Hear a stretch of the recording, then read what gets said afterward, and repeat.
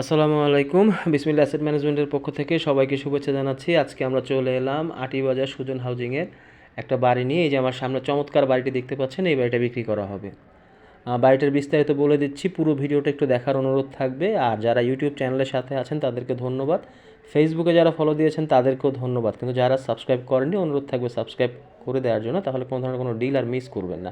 এই যে বাড়ির সীমানা দেয়াল দেখতে পাচ্ছেন, খুবই চমৎকার একটা প্রাকৃতিক পরিবেশ, পাশে গাছপালা রয়েছে। এটা হচ্ছে 20 ফিট রাস্তা। যারা সুজন হাউজিং চিনেন তারা তো জানেন যে 20 ফিট রাস্তাটা কত বড়। যারা চিনেন না তারা দেখে নিন। এই হচ্ছে বাড়ির গেট, খুবই চমৎকার এবং মজবুত একটা গেট। চলুন আমরা আস্তে আস্তে বাড়ির ভিতর দিকে যাই।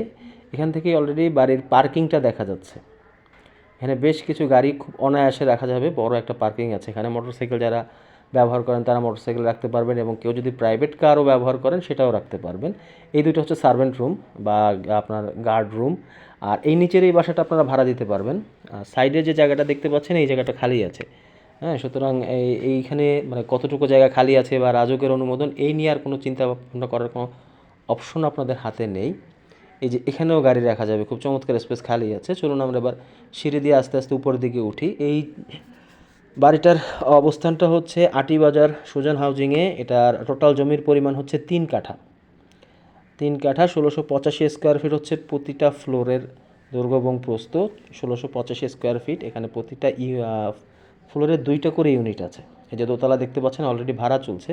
আমরা এবার 3তলার দিকে উঠছি। 3তলার এই ইউনিটটাতে মালিক নিজেই থাকেন। এই যে এই ইউনিটটাতে হচ্ছে মালিক নিজেই থাকেন। আর 4তলার যে ইউনিট আছে সেটাও ভাড়া দেওয়া আছে।